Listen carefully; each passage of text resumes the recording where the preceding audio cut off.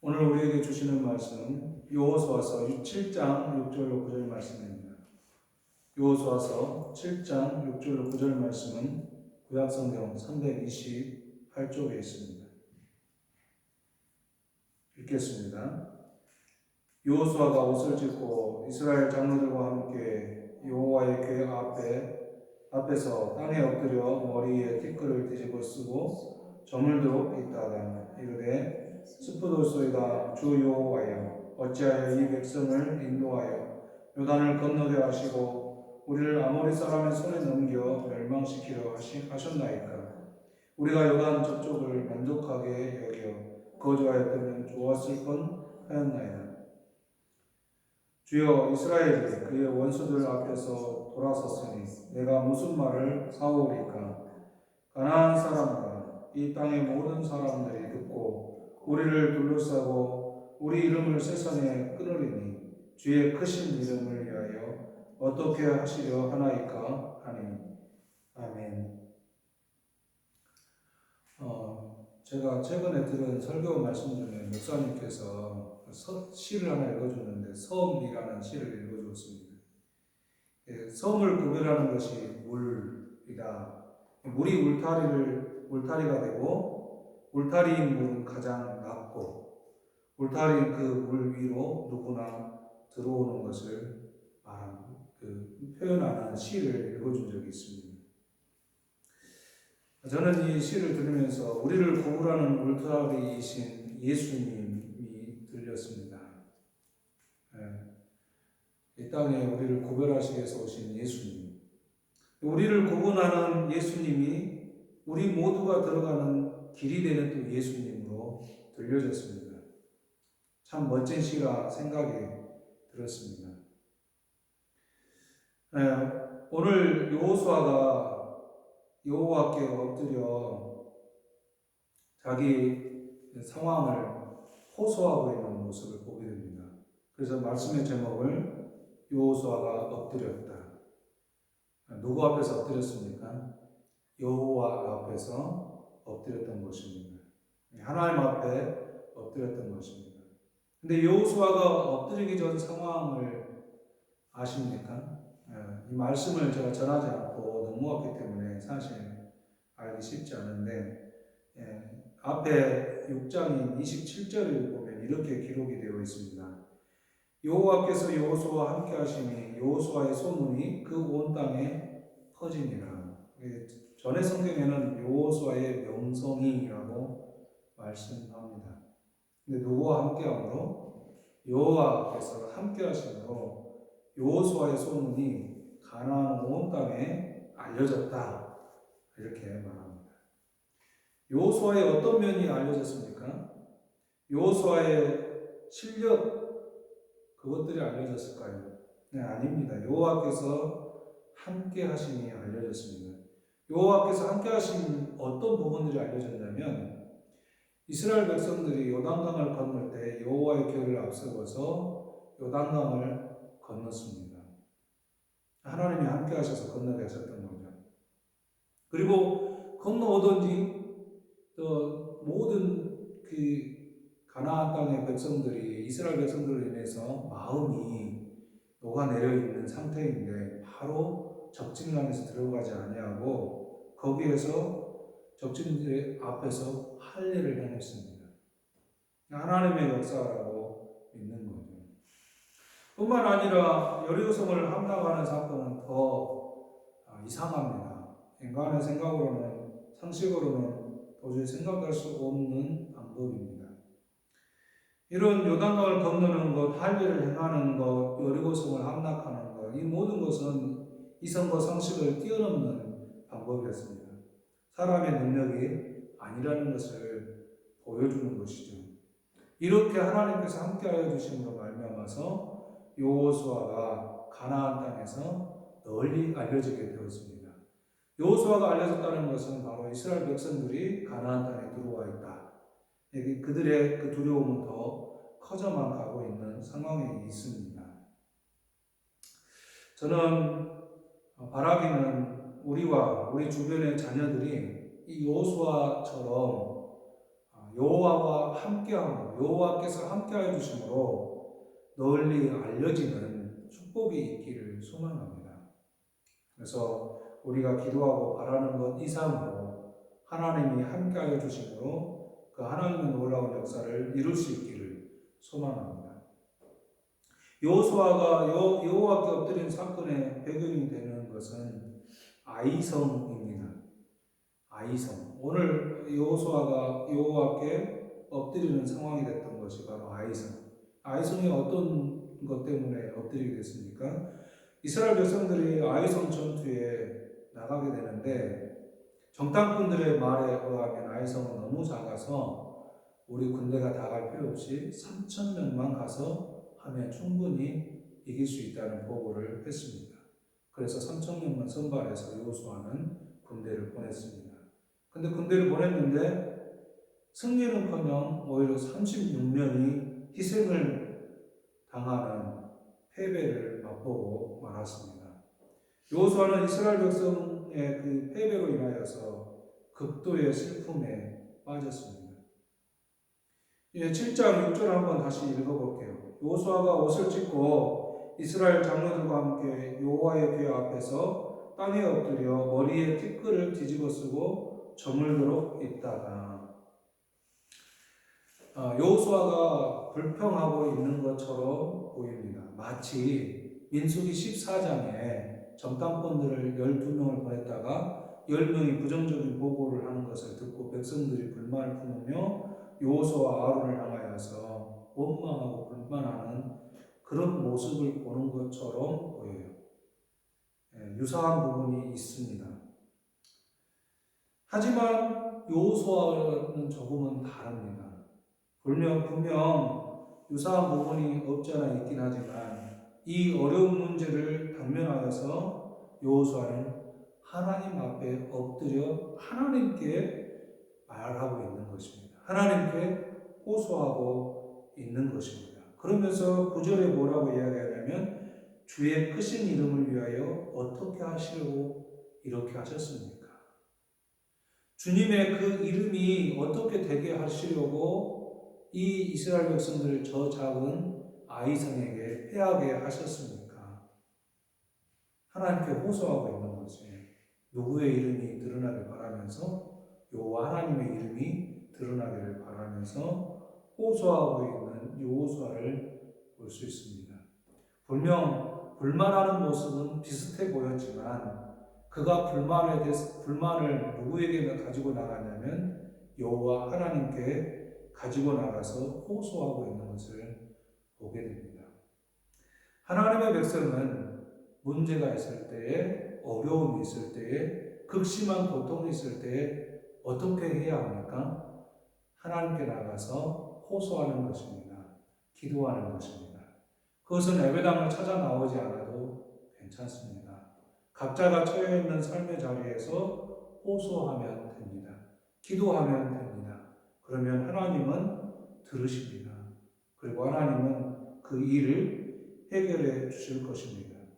우리의 삶의 모습에서 어려움과 아픔이 분명히 있습니다. 극한의 고통에 동반되는 번뇌가 있을 수도 있습니다. 그때에 우리의 그 모든 것을 들으신 하나님 앞에 호소하고 기도함으로 하나님의 나라에 우리의 이름이 쓰임받는, 우리의 삶이 쓰임받는 역사가 있기를 바랍니다. 여호수아의 이런 호소로 인해서 하나님은 문제를 해결하는 방식을 찾아주셔서 범죄한 일이 있었다. 아간이 여리고성을 점령하는 과정 속에서 범죄를 했습니다. 아이성의 패배 원인이 바로 한 사람의 범죄 때문이었습니다. 이 아간이 추적해서 가서 보니까 유다 지파인 이 아간의 범죄를 아간 스스로가 고백을 하는 내용이 나옵니다. 7장 21절에 보면 내가 노력한 물건 중에 시날산의 아름다운 외투 한 벌과 은 200세겔과 그 무게가 50세겔 되는 금덩이 하나를 보고 탐내어 가졌나이다. 보소서 이제 그 물건들을 내 장막 가운데 땅속에 감추었는데 은은 그 밑에 있나이다 하더라. 보고 탐내었다. 그 탐내온 물건이 뭡니까? 시날산의 외투. 아마 이거 제의적인 행위에 쓰였던 옷으로 보여집니다. 그리고 은 200세겔과 50세겔의 양의 금덩이 하나. 이것을 장막 땅속에 감추었다. 자기 천막 안에 있는 땅에다 감췄어요. 감출 것을 왜 탐하는지. 세상은 그런 것 같아요. 물질을 가지고 감추고 다 쓰지도 못하는데 탐하는 인생들이 얼마나 많은지 모르겠습니다. 그것 때문에 얼마나 더 인생이 치열합니까? 사실 아간의 탐심은 아주 오래된 범죄 형태와 같습니다. 혹시 이런 범죄 형태가 생각이 나십니까? 아주 오래됐습니다. 창세기 3장 6절에 뱀이 하와를 유혹합니다. 그러니까 그 먹지 말라고 했던 선악을 알게 하는 나무의 열매를 보니까 먹음직도 하고 보암직도 하고 지혜롭게 할 만큼이라고 표현을 합니다. 뭡니까? 이게 보고 탐심이 생긴 겁니다. 탐심. 인간의 욕망인 것이죠. 이 일을 두고 요한일서 2장 16절에는 이렇게 표현합니다. 이는 세상에 있는 모든 것이 육신의 정욕과 안목의 정욕과 이 생의 자랑이니 다 아버지께로부터 온 것이 아니요 세상으로부터 온 것이라. 이 욕망, 이것은 결국 하나님이 허락하신 것이 아닌 세상의 것이다 라고 요한일서 2장 16절에 이야기하고 있습니다. 우리는 손에 움켜쥘 수 있을 것 같고 많은 경험을 할 수 있을 것 같고 이 세상에 누구보다 더 큰 일을 이룰 수 있을 것 같은 마음이 때로는 우리를 욕망에 가두는 때가 있습니다. 치열한 세상에 끼어들어 더 치열하게 살아야 할 것 같은 세상에 있습니다. 치열하다는 것은 더 악착같이 살아가는 것, 더 누구보다도 더 악하게 살아가는 것을 표현한 것이라고 보여집니다. 이걸 다시 표현하면 미쳐 돌아가는 세상에서 살아남기 위해 나는 더 미쳐야만 하는 것 같은 그런 세상. 이런 세상에 우리는 치열하게 가서 살아가고 자녀들을 독려하고 있고 우리가 그렇게 살려고 애를 쓰고 노력하고 마음을 쏟고 생각하고 계산하고 계획하고 있다는 것이지요. 안타까운 것입니다. 탐심이 주는 세상입니다. 탐심이 가득한 세상이 우리의 마음을 파고드는 것이죠. 인간의 욕망입니다. 이건 죄악입니다. 아간과 그의 가족이 색출되어 모두 죽고서야 이 일이 해결되는 것을 보게 됩니다. 세상은 어쩌면 이렇게 아간처럼 되고 난 다음에야 문제가 해결될 때서야 정신을 차릴지도 모르겠습니다. 어찌 되었든 간에 아이성 전투에서 패배의 원인이 아간으로 보여졌고 그 아간에 색출되어져서 일이 해결되어집니다. 하나님은 하나님의 일을 이루어 가시는데 인간들의 범죄를 뛰어넘고 인간들의 욕망을 뛰어넘어서 일하고 계신다는 것을 잊지 말아야 할 것입니다. 여기서 저는 아이성 전투 이전의 상황으로 한 번 더 돌아가 보고 싶습니다. 거기는 여리고 정복 사건입니다. 여리고 정복은 사람들의 상상을 초월한 방법으로 이루어졌다 이렇게 볼 수 있습니다. 전쟁을 하는 모습이라고 하기에는 이상한 모습이죠. 하나님의 말씀을 따라 7일 동안 행진하는 것이었어요. 6일 동안 하루에 한 바퀴씩 침묵하며 돌아오는 것입니다. 누군가의 침묵이 있을 때 어떻습니까? 갑자기 말다툼하다 침묵이 계속 진행되면 상당히 곤란하잖아요. 침묵도 하나의 무기가 되어지기도 합니다. 7일째 되는 날은 7번 도는 것입니다. 그리고 함성을 질렀습니다. 그때 여리고성이 무너졌습니다. 안으로 무너졌을까요? 바깥으로 무너졌을까요? 퀴즈입니다. 제 유튜브 채널에 남겨주시면 확인하겠습니다. 그래서 다음에 선물을 보낼지도 모르겠습니다. 어찌되었든 그것은 다음에 여러분의 추측에 맡기고 다음에 또 알려드리도록 하겠습니다. 가나안 땅의 첫 번째 성의 정복이 주어지는 의미가 무엇일까요? 안으로 무너졌던 뒤로 무너졌던 하나님의 역사로 말미암아 여리고성 곧 가나안의 첫 번째 성이 정복이 되었습니다. 그것은 무엇을 의미할까요? 첫째는 둘째를 기대하게 합니다. 그리고 이 첫째는 다음을 기대하게 합니다. 이스라엘 백성들에게 하나님의 특별한 방법으로 승리는 다음 승리도 하나님의 특별한 방법이라고 믿게 하는 것이며 우리로 하여금 성경을 읽어가는 우리들로 하여금 기대하게 하는 것이고 믿음의 사람들에게 그런 기대의 삶을 살게 하는 것입니다. 광야 세대를 하나님의 특별한 방법으로 인도하셨습니다. 출애굽해서 홍해를 건너고 물이 없을 때 반석을 쳐서 마시우게 하고 광야 38년을 도는 동안에 하나님이 먹을 것, 입을 것 다 해결해 주셨습니다. 특별한 방법이었어요. 그 광야에서 어떻게 해결할 방법이 없었는데 하나님이 특별한 방법으로 인도해 주셨습니다. 여리고성을 향하여 들어가는 여리고 세대를 향하여서 하나님은 이 가나안 땅을 향하여서 들어가는 가나안 세대를 향하여서 여리고성의 정복은 바로 하나님이 특별한 방법으로 너희들과 함께한다. 광야의 세대에게 함께했던 것처럼 여전히 함께한다. 이것을 말씀하시고 강조하시는 것이 바로 여리고성 정복에 주는 의미이기도 합니다. 우리는 믿음의 선진들이 얼마나 많은 역사를 이루면서 이 땅에 존재했는지를 잘 압니다. 그런 분들을 통해서 우리 또한 하나님이 역사하여 주신다. 이 시대에 살아가는 우리에게도 역사하여 주실 것이다라는 것을 믿을 수 있고 신뢰할 수 있고 기대할 수 있게 된다는 것이죠.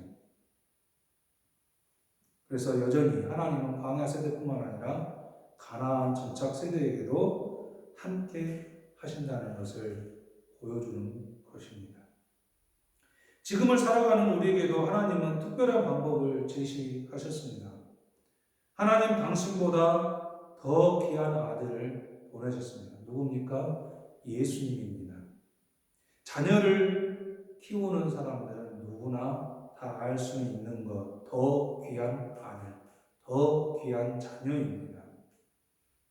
하나님은 더 귀한 아들을 우리에게 보내주신 것입니다.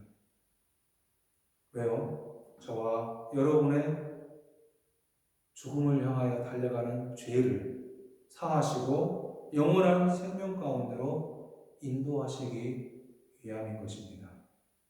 그래서 하나님은 그 예수님을 우리의 영원한 생명, 부활의 첫 열매가 되게 하셨습니다.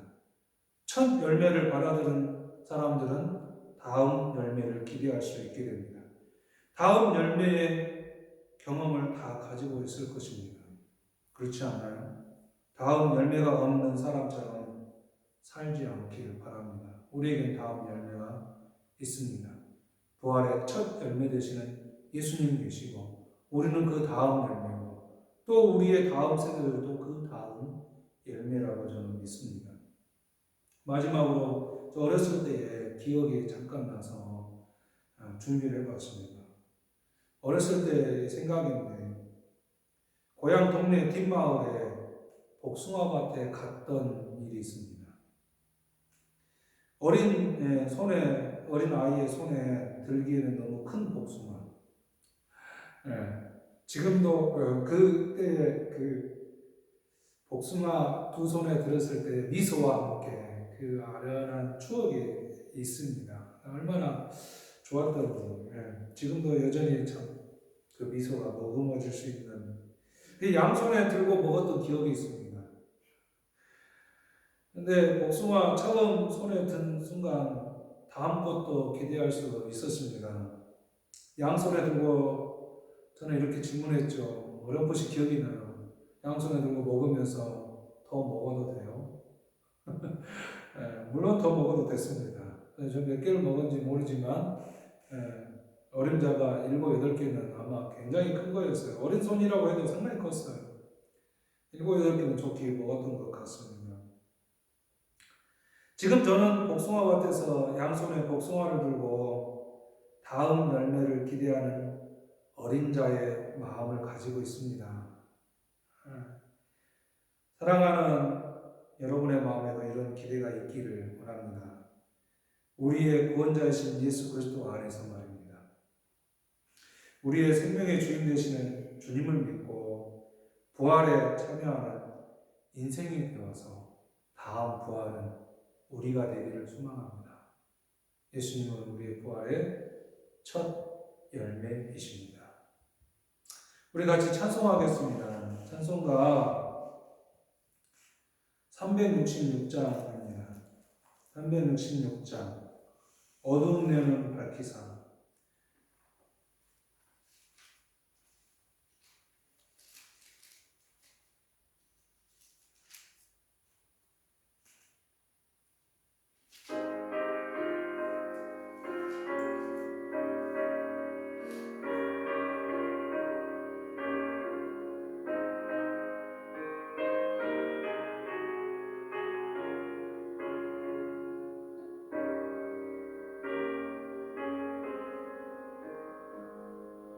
어두운 내는 밝히사 진리를 보게 하소서.